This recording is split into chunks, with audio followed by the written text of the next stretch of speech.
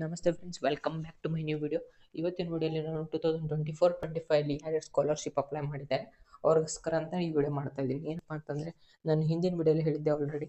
ನನಗೆ scholarship S ಅಂತ ಬಂದಿದೆ, ಪೋಸ್ಟ್ ಡೆಬಿಟಿನ್ನು ಎಸ್ ಅಂತ ಆಗಿದೆ. ನನಗೆ ಇಲ್ಲಿ ಸ್ಕಾಲರ್ಶಿಪ್ ಅಮೌಂಟು ಅವೇಟೆಡ್ ಅಂತ ತೋರಿಸ್ತಾ ಇದೆ ಅಂತಂದು.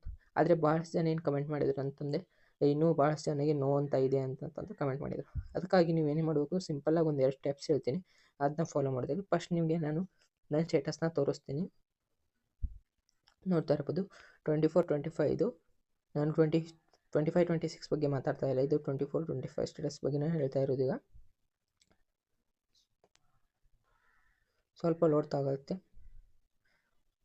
ನೋಡ್ತಾ ಇರ್ಬೋದು ಫ್ರೆಂಡ್ಸ್. ಈಗ ಲೋಡ್ ತೊಗೊಳ್ತಾ ಇದೆ. ಈಗ ನಾನು ನಿಮ್ಗೆ ಇಲ್ಲಿ ಕಾಣ್ತಾ ಇರ್ಬೋದು ಅವೈಟೆಡ್ ಅಂತ ತೋರಿಸ್ತಾ ಇದೆ. ಇದು 1,24,456 ರೂಪೀಸ್ ನನಗೆ ಅವೈಟೆಡ್ ಅಂತ ತೋರಿಸ್ತಾ ಇದೆ. ಇದು ಭಾಳಷ್ಟು ಚೆನ್ನಾಗಿ ನೋ ಅಂತ ತೋರಿಸ್ತಾ ಇದೆ. ಅದಕ್ಕೆ ನೀವೇನು ಮಾಡ್ಬೇಕಂತ ಏನಿಲ್ಲ, ಜಸ್ಟ್ ಫ್ರೆಂಡ್ಸ್ ಇದು ಟ್ರೈಬಲ್ ಡಿಪಾರ್ಟ್ಮೆಂಟ್ ನಂಬರ್ ಇಲ್ಲಿ ಮೇಲೆ ಕೊಟ್ಟಿರ್ತೀನಿ. ಅಂದರೆ ನಿಮ್ಮದು ಯಾವ ಡಿಪಾರ್ಟ್ಮೆಂಟ್ ಇರುತ್ತೆ, ನಾನು 3 ಡಿಪಾರ್ಟ್ಮೆಂಟಿಂದ ಭಾಳಷ್ಟು ಜನಕ್ಕೆ ಆಲ್ರೆಡಿ ಡಿಪಾರ್ಟ್ಮೆಂಟಿಂದ ಬಂದಿದೆ ಟ್ರೈಬಲ್ಲು ಅದೆಲ್ಲ ಅಂತಂದು. ಆದರೆ ಭಾಳಷ್ಟು ಟಿ ಜನಕ್ಕೆ ಯಾರ್ಯಾರು ಇದ್ದಾರೆ ಅವ್ರಿಗೆ ಇನ್ನೂ ನೋ ಅಂತ ಇದೆ.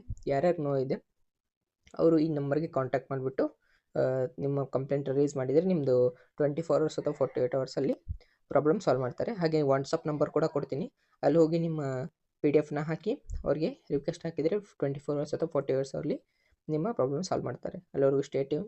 ಜೈ ಹಿಂದ್.